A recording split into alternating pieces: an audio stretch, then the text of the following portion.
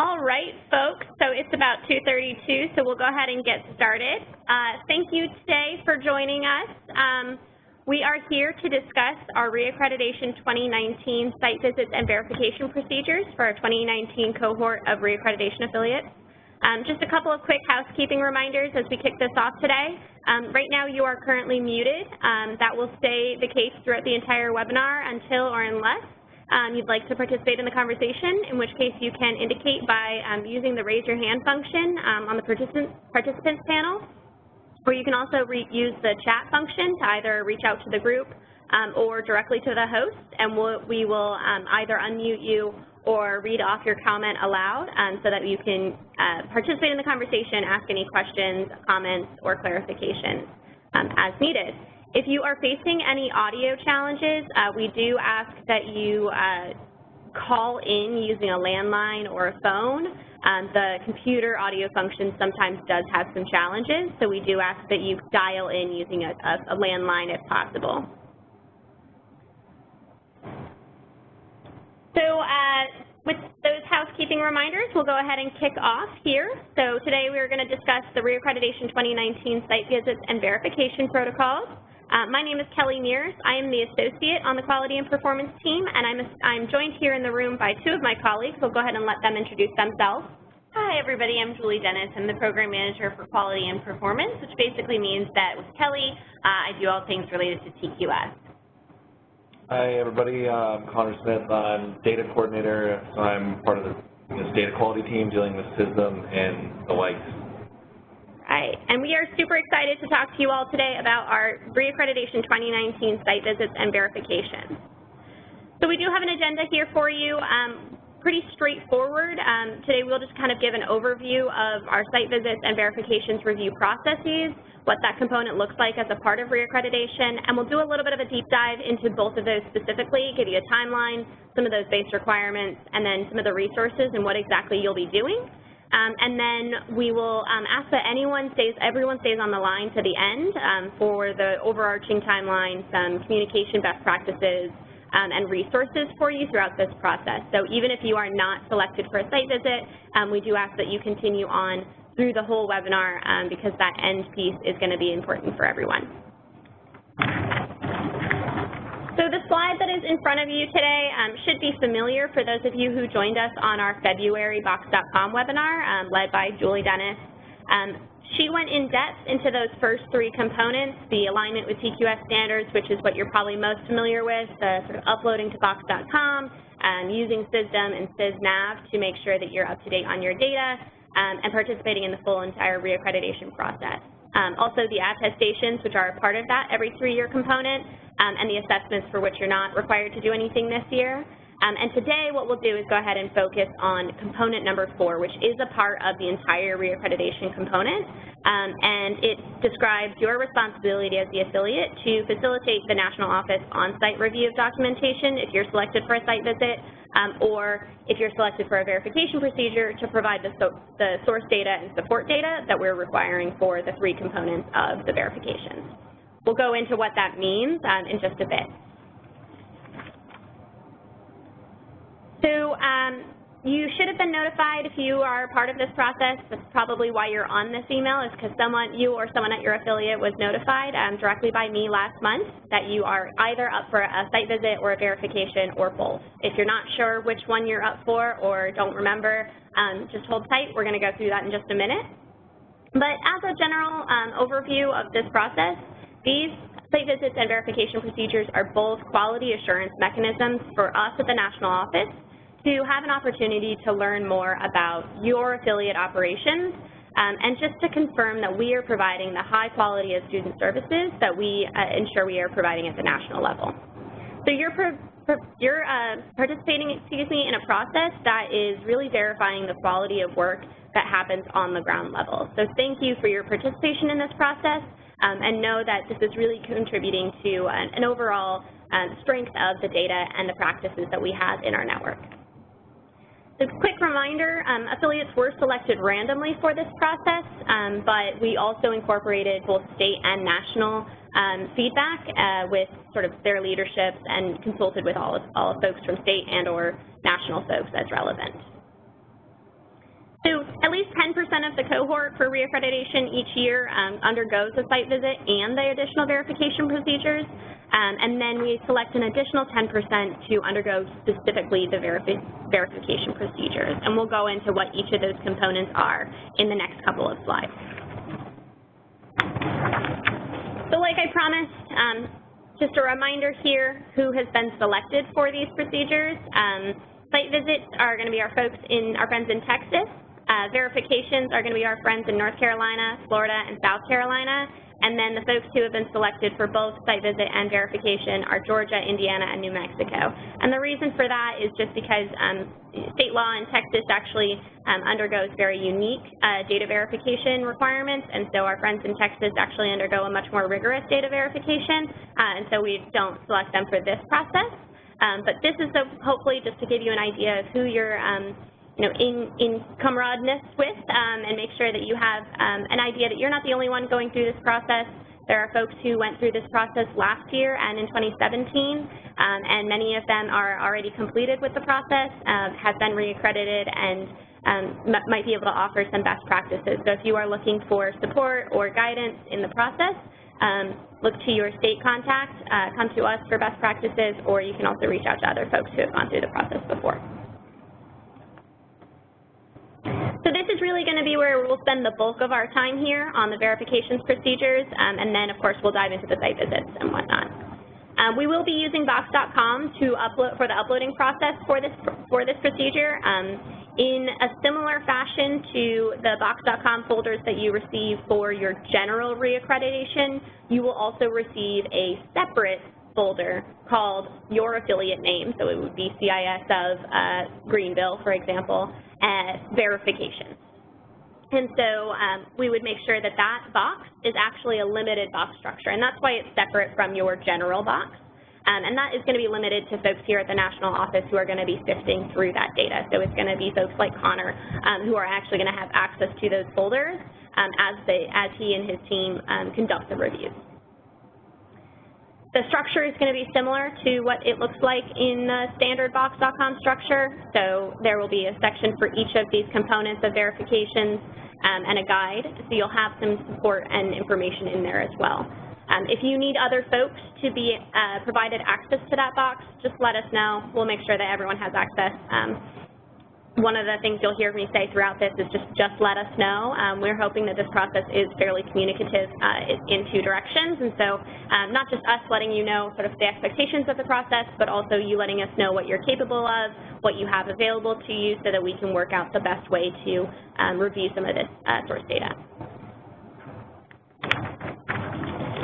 So these verification reviews are a fairly new process. They were implemented into the TQS 2.0 reaccreditation process, again, as a quality assurance mechanism. So this process assesses risk as it relates to three particular standards, standards that did carry through in total from the recalibrated standards that were just released this January. So the three standards that that's relating to are Business Standard 4.6, data verification, 4.7, parent guardian consent verification, and 5.5, background checks. So you'll see there data quality and accuracy, parent guardian consent collection, and staff background checks are the three themes in which we are looking to provide verifications for here. Each of these standards actually have a component within them that you as the affiliate are required to conduct your own verification of your own affiliate. So an example of that is that once per year, you are conducting a check of your data prior to the end of year timing. So typically actually right about this time in the year, folks are going through and ensuring their own data is verified before they submit for EOI to streamline that process. That's spelled out and outlined in Standard 4.6. And this is a process where we will be going through and undergoing that process even more so, and from the national level. Another example, so twice per year, typically you are going in through and verifying your parent guardian consent forms, making sure that all of your case managed students have an active consent and that services have not started until that consent has been received. And then the last piece of verification is the background check. So typically your background check procedures will indicate the frequency for when this happens, but when you are bringing on new staff members, these would help to make sure that staff members are provided background checks prior to starting services to students and conducted every 3 years on an ongoing basis or more frequent as needed. So, like I said, there is a process and a procedure that you are going through as an affiliate. That is required, and the documentation for that is required for the base reaccreditation process, and that will be, that documentation will be provided in that main box. This is a full process where the national office will then do that for you all affiliates and help to verify the same data, the same source data, and the same practices that are happening at your affiliate site. So we will be looking at 10% of students at 10% of schools that are serving case-managed students, and that's chosen at random by our data administrators here, and that's as it relates to data quality and accuracy and parent consent. So we'll choose the same students and provide you that randomized list at the beginning of the process. We'll go through the timeline in just one moment. And you will then, once you receive that list of students' names, provide back to us the source data as it relates to their goals and metrics, and the parent consent. In addition to that, you're providing the background checks for all of your staff. So good way to think about it in terms of students and what am I providing for students in terms of parent consent and data, and then background checks. So what am I providing for my staff? Once again, this is an effort to hold the national office accountable for data accuracy and compliance with youth protection. So we have introduced this process over the past 3 years really to help keep us in compliance with youth protection best practices. This is a space where we are hoping to identify glitches in system, training concerns, any spaces where you as affiliates are running into hiccups when it comes to retraining your site coordinators. What do we need to provide to help support you, and what can we identify as practices on site where we can help to get cleaner data throughout the end of year process and help to sort of support who CIS is. Anything I missed there, Julie or Connor? All right. So with that, we'll just dive into the timeline, and then we'll dive into some of the specifics piece by piece. So the timeline today, April 23rd, we're just having this little webinar, let you know about what the process looks like, what to expect, and kind of get your gears grinding in terms of what questions you need to be asking and thinking about as the summer and as the beginning of the year training kind of comes on. May 1st, your box will open. That's both boxes, the general box and the one that is limited. These are secure cloud-based systems. So when you're providing source data, know that the systems are encrypted. We are doing our best to make sure that student data is safe in there. And then I will also add the caveat that please make sure that student data is only found in that limited access verification folder. Timeline continues on September 1st is when we will provide you a list of randomized students and schools. And we will expect back from you at that time any special needs that you have throughout this process. Now, granted, that doesn't mean you have to wait until September 1st to tell us about any preferred special processes that you need here, but we recognize that every affiliate has differences in how they receive their source data, what they are doing in order to track their data, and so we want to make sure that we're working with you to find the best process available. October 1st is the day, the big day at the end of the summer, at the beginning of the fall, when all of our reaccreditation documentation is due to Box.com. That includes all of the documentation for this process. So you will make sure that all of the relevant documentation for parent consent, for background checks, and for data, source data, is all in system, or in your box, excuse me, at that time. And then November 2019, we'll go ahead and conduct our site visits and begin that additional follow-up. And then produce reports to the governance committee and begin to produce reports that will end up back to you in winter, spring 2020. So we're looking probably February, March-ish. So I want to pause there and give folks a quick chance to, pop in any questions into the chat box. I don't see any right now, but just a reminder, please use that chat box. I think I just threw a lot of information at you. And then I'm looking for hands in the chat box right now. there. All right.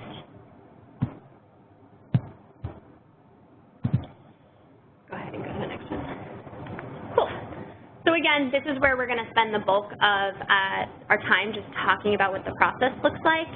And then one of the things I did also just want to remind folks is, this is sort of our cookie cutter process that we built out for this. But again, we know that every affiliate is different in how they receive their source data, their relationships that they have with their school district, what kind of access you have. And so we would like to make sure that we're molding this process to you. And so just ask for your communication, just active communication in this process so that we can understand what can be accessed, how we can access things, and undergo this full process.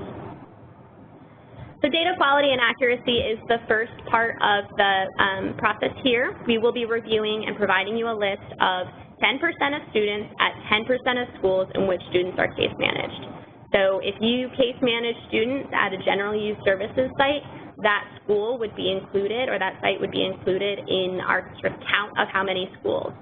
Most of you only serve anywhere between 2 to about 15 or 16 schools, according to last year's data. And so we are looking really at about 1 to 2 schools for that 10%. And then for whichever school is selected there, we would be selecting 10% of students at random that you're case managing there. So even if you're case managing 100 students, we're looking at 10 of those students. I know this process can feel big, but when we look at the numbers there, hopefully that is a help to you as you kind of break down what the actual requirements would look like on your site. This process, we are required to provide a couple of different pieces of information, but some of them you've already provided. So the data verification record is one that we will look at in order to give us an idea of what kind of source data that we can expect from your affiliate, and then the unique practices at your affiliate. This is an indicator that you are already doing verifications at your site, and what challenges you may have come across, if any, on site already.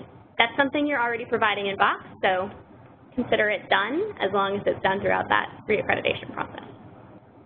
We're also going to request that you provide us your procedures if they are separate from the record, again, just so that we can have some better insight into what your procedures look like. This will help us conduct these reviews a lot easier. And then here's the two really big things that we're looking for when it comes to these students that are selected. We are looking for, first and foremost, evidence of their enrollment status. Second, we are looking for metric data for all student ABC goals for all reporting periods during the 2018-19 school year. So I'll say that one more time because it's important. We are looking for metric data for all student ABC goals for all reporting periods in the 2018-19 school year. If you have 2 reporting periods, semesters, we would be looking for it for both of those semesters. We would be looking for it for 4, if you use 4 grading periods, et cetera. This can be different site by site. So typically what we see for source data are reports from school information systems. These are oftentimes report cards. They may be other procedures or sources that you get information from. Sometimes this information comes directly from a teacher or from the information that you get from your school support team. That could be a source, a cause of source data, and so that's the stuff we're looking for. Ultimately, we are looking for what you use when your site coordinators or program directors are entering information into system. What were they looking at to get those numbers to enter into system?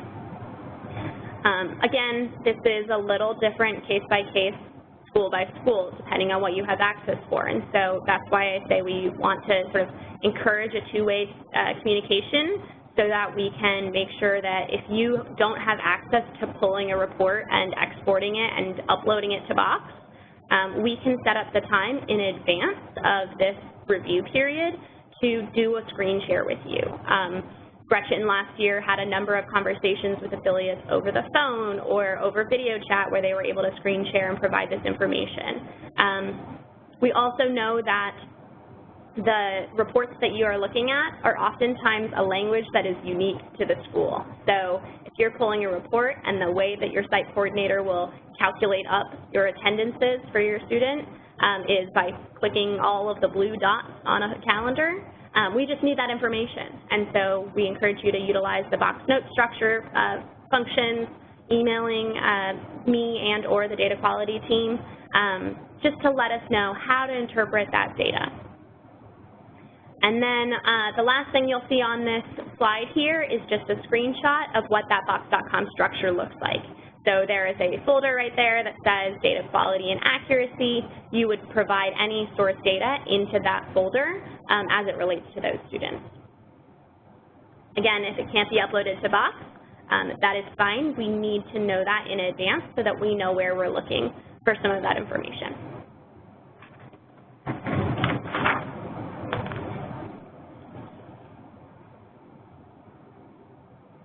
So just go back one more. Just a little note that I wanted to provide folks, since I know that this can be a concern for folks, not just as we go through this process, but as you go through your own data verification. One of the questions we were anticipating was whether, how are you supposed to find and locate your own students' goals? So when we provide you a list of students, how are you supposed to know what goals they have? So we'll be looking for all of the goals that have metric data within all ABC areas. So if you have a goal outside of ABCs, great. We're going to be looking within all of the ABCs spaces, and then we are only looking at, the goals that show up in the client detail report. So if you're looking for how many goals your student has, what goals those are, so you provide the relevant source data, we encourage you to pull your client detail report so that you can really get a clear picture of what you're going to be reviewed against. If the values that are entered in systems don't match what's on the data source, there may be a reason for that that we don't know because we're not on site. So we would provide a follow-up action for that unless you were able to provide the explanation for why the source data doesn't match on the front end. So if it doesn't match, a good example, one that we encountered from last year was the teacher or the report card had provided one grade and the system had provided a different grade. And the reason for this was the site coordinator really wanted to make sure it was reflecting accurate to the student's progress, and the teacher had added some additional points to make sure that that student didn't ultimately fall behind in a class. And so we were able to work with the site coordinator to find a reason why the source data didn't match and provide an explanation, and then we were able to provide guidance as needed there. So we'll go through the next two components, which will not be as intensive, and then we'll stop for questions there because I'm sure you guys are all buzzing around. So the parent-guardian consent collection, again, that's going to be entered into the same box folder, just into another subfolder, parent or guardian consent collection. You are already providing to us in the box.com reaccreditation process your parent-guardian consent form template, and we will be able to pull a TQS data report. But we ask that you provide to us your consent form procedures if they are applicable. If there's information in there that is going to be relevant and necessary for us to conduct this process, we ask that you do provide it, although it is not required, and some folks do not operate with written down procedures. We also ask, and this is really where the meat is, signed parent-guardian consent forms for all requested students. So if you are provided a list of 7 students, we ask that we have the active signed consent form for the 17-18 school year for all of those students. We'll be taking those consent forms and we'll also be reviewing them against system data to ensure that service entries match what we see on the consent form. So if a consent form date is on a certain date and we see service entries prior to that date, again, we would need to see an explanation as to why that would be, and we would provide follow-up action as necessary. One of the important things to add here, so System 2.0 and all of its glory does allow us to upload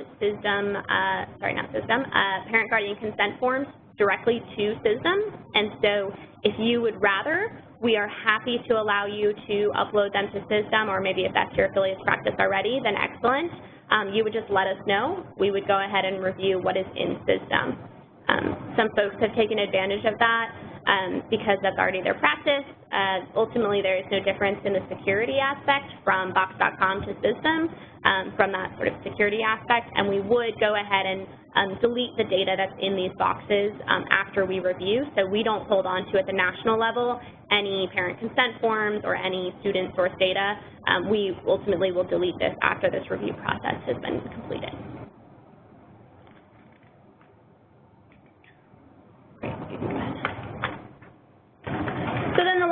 component, and this, in my experience, has been the most straightforward process for most affiliates, is your background check processes. So you are already providing to us through the reaccreditation process your background check procedures, and then we ask that you provide us 2 items. One would be a complete organizational chart, and that would include names, staff names, indicating if a position requires a background check based on role. So we're looking here is who are the folks that we need to see background checks for, as indicated by your background check procedures, as indicated by your practices. Do they work with students? Do they work with sensitive data or student data? And then we would also be asking for the source documentation for your background check results. Now, that doesn't necessarily mean that the background check results need to be clear. Doesn't need to be a background check clearance if your background check procedures indicate that findings are acceptable on background checks, and we would be looking to align your procedures to what we find on those reports. Sounds very intensive. We do go through this process. It is a very important process to us that background checks, because of the risk assessment here, we are following accurately our background check processes outlined. We allow you the flexibility to determine who you'd like to bring on staff. We don't determine that for you, but we do need to see the results that that background check process is happening. Again, there's a folder in box.com, 3 background checks. You would drop all of those in there. We've seen a lot of folks who upload them as a batch entry. That's totally fine as long as we can see sort of clearly where one starts and where one ends, and the names that are included on each of those. So you don't need to, if you have 20 staff members, you don't need to provide 20 separate PDFs unless that's how you have them already stored. That's fine, but just let us know so that we can kind of review there. And that is it in terms of the processes.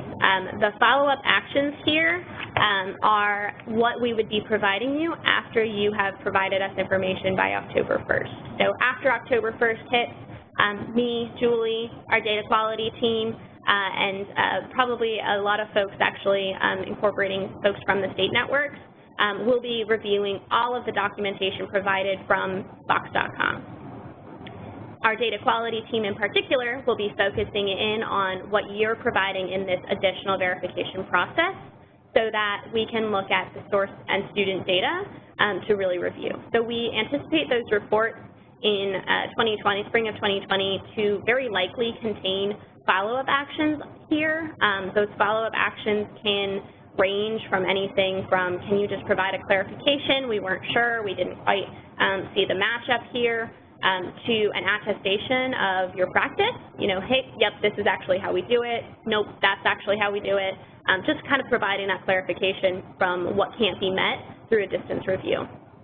We also might require you to edit some of your system data. We recognize that we'd be delivering reports in spring 2020 based off of information for 2018-19 data. And so we'll try to limit that where possible, but it is often very important that we get that data right, which is why we're hoping to really make sure that we're getting ahead of the process by having you all conduct the verifications on site that you typically do every year, and then we come through and we are doing this additional verification. And then you're not alone in this process is the other piece I would add. So your state office representative, if you have one, if not your POC from the national office, and Julie and myself are very actively a part of the follow-up in this process. So while some of the follow-up from reaccreditation may be a little bit more straightforward, where you simply need to go back and upload a document or simply need to go back and modify a policy and you don't need a lot of support from Julie or myself, this is a space where we would be really kind of working directly with you, helping you kind of identify what the practice or the follow-up is, be it a training aspect or a edit to the data. We really want to identify what those challenges are on site and help to mitigate those moving forward. All right, so with that, I'm going to pause for questions. I don't see any hands in the chat box yet. Julie, do you see anything in the chat box?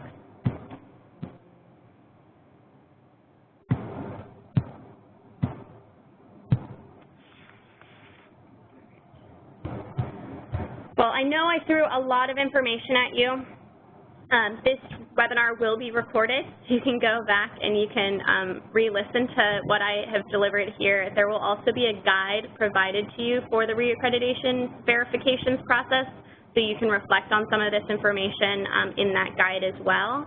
And then we just really do encourage you, today it's end of April, you won't receive your names until September, and so use that time to think through your own verification procedures, your parent guardian consent collection procedures, and your background check processes, in addition to working through your reaccreditation uploads, just making sure that you can think ahead of, what do we need to know for this process?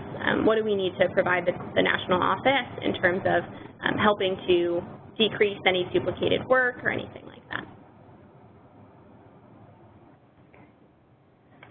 All right, so we are going to move on to site visits.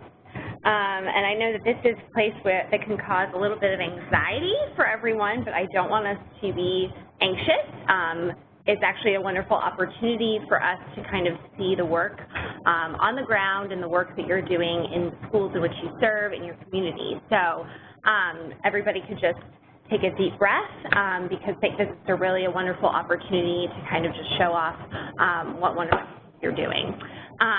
So quickly, reminders, as Kelly mentioned earlier, we randomly select 10% of affiliates in the cohort to be going through the site visit. And with that, we confirm, if you do have a state office, we've confirmed the random picks with your state office first before contacting you. So if you received an email from Kelly, you are getting a site visit, and we very much look forward to seeing you come this fall or maybe early next year, depending upon schedules. Secondly, each site visit, just for logistics purposes, is 1.5 days. And what we really try there to get at here is just to get to know you better. You'll be visited by at least 2 folks from CIS National. It would be 2 reviewers, and then there is the possibility that you will get an observer, but you will be notified of who's coming for your site visit well in advance so that you can prepare adequately. And really what we do during the 1.5 days of the site visit is we just meet with staff, we meet with executive director, board chair, other members of the board, partners, and then of course our favorite, we get to go do a school site visit. We do 2 of them actually, and we get to meet there with students, principals, the site coordinator, and any other relevant folks that they kind of think we should speak, with whom we should speak at the school level. You'll see here on the slide that there's an example of a sample agenda, and we'll talk about that in just a few moments, but that's something that we provide to everyone who's being site visited. You'll receive it, and you can kind of tailor it to what your site visit will look like. I will also say that, again, the site visits for the TQS team are really the highlight, I think, of our year. And additionally, you do not need to be as nervous as the folks were last year, because Dale, or Yaga, actually went on a site visit for the TQS team last year. And so because of that, he will not be going on one this year. So you don't have to entertain our CEO and president. That's already been done. So great. So that's just kind of some backgrounds about the site visits and the protocols. So moving on here, the schedule. So as I mentioned, we will be having an orientation call, at which point we'll be handing you or emailing you the sample schedule and some of the questions that we ask. This is, again, we're not trying to trick you. We're not trying to, do anything negative. We really want this to be a wonderful, positive experience for you all, and so we want to give you as much preparation time in advance, which is why we provide a sample schedule that you kind of fill in and tailor to what your schedule will look like, and also why we provide the questions. We don't want, if your board chair tends to be more of a nervous person, we don't want him or her thinking that we're trying to ask a tricky question. You have all the questions that we'll be asking well ahead of time. So that will happen in late summer, early fall. We'll be having those calls. After the call, you'll get an email with all the documentation I've just mentioned. Then about a week or so beforehand, we typically just do a check-in email this is simply for us to get a finalized version of the agenda so that, you know, if I'm going on a site visit, I know where I'm supposed to be and where, you know, parking is or what school I'm supposed to be going to for the site visit. So that'll just be coming in about a week or so prior to the site visit. And then, of course, when the actual visits occur. So again, we really want to make this process easy for you, so we do try to work around your schedule. So Kelly had sent out a Google Doodle. If you haven't already filled it out, please do so. And the site visits will be over the course of November through February. Why the long amount of time, I'm sure you're wondering? Well, that's of course because we're not doing any site visits during the week of Thanksgiving. We're also not doing any site visits over winter break. And then the Student Supports Institute is the first week of February this year, similarly to what it was last year, and so we won't be doing any site visits during that time as well. So we want to give you a lot of ample time. We know especially around the holidays it can be a little bit more hectic, and so that's kind of why there's this longer stretch of time for the visits to occur. So that's kind of it about site visits. Are there any questions?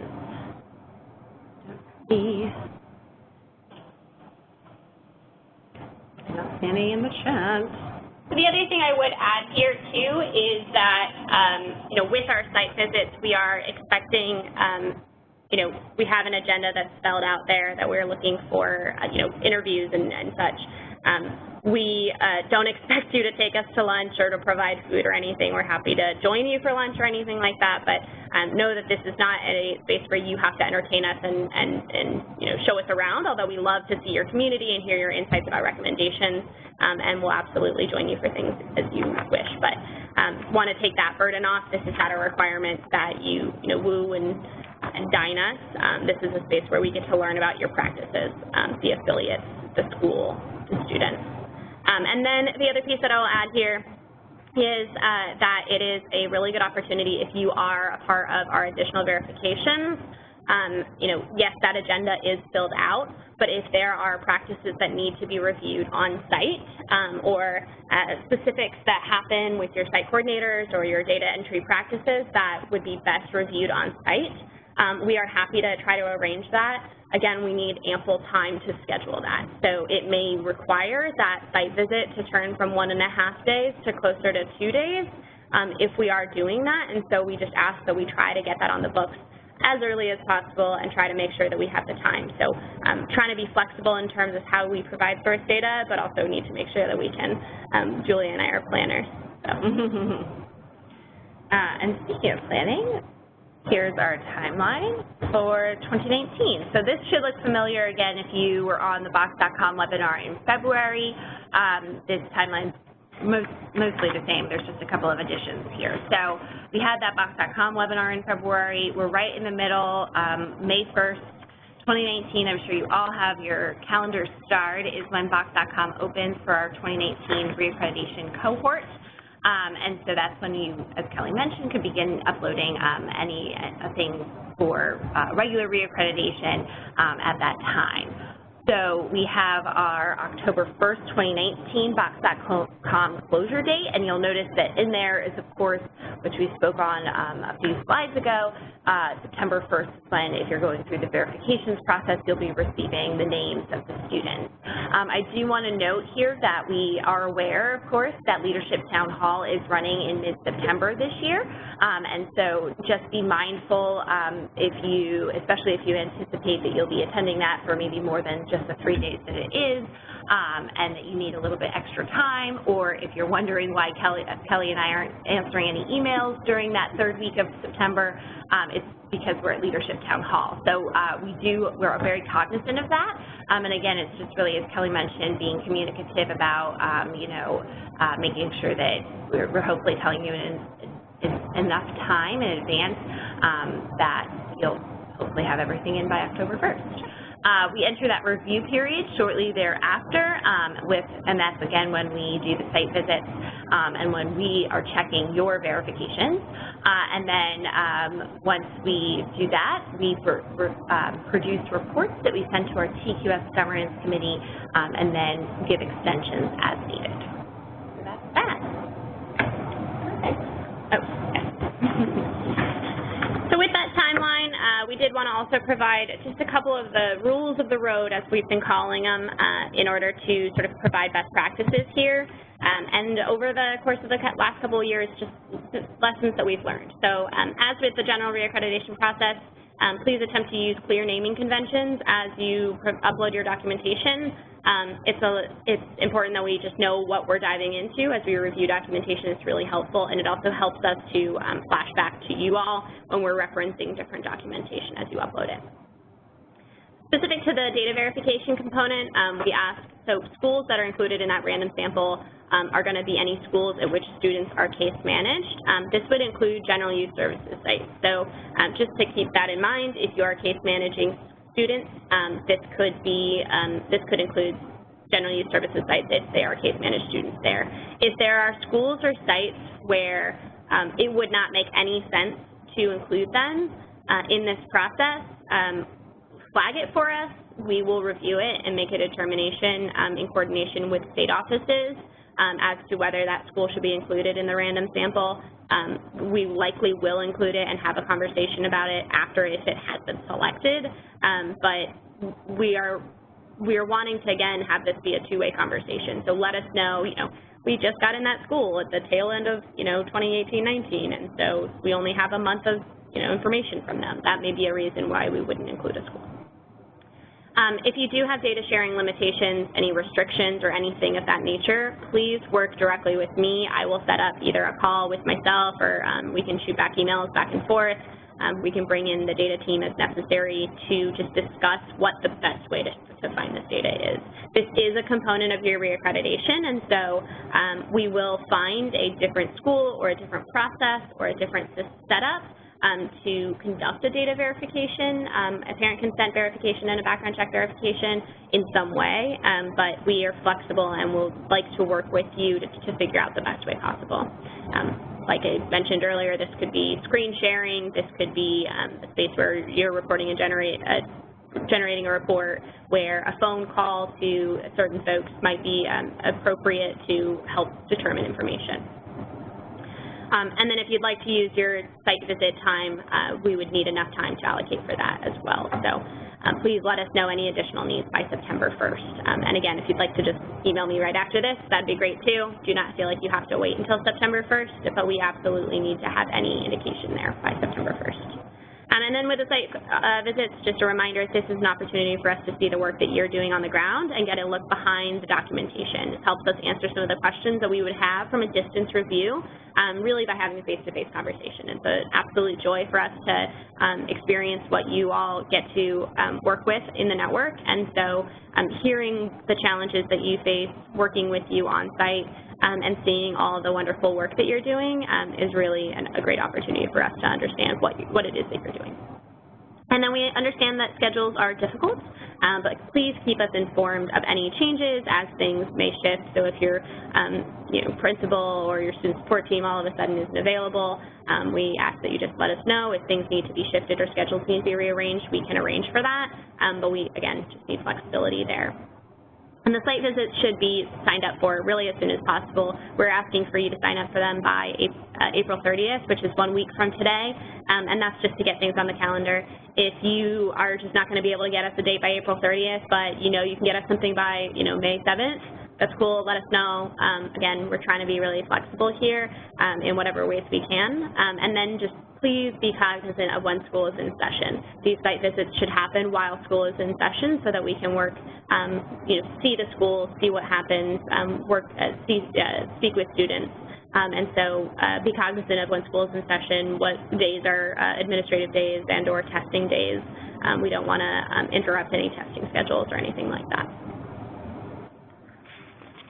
And then lastly, some best practices specific to the process, so start early. So we ask that you think starting today about your current verification processes. Do you do them?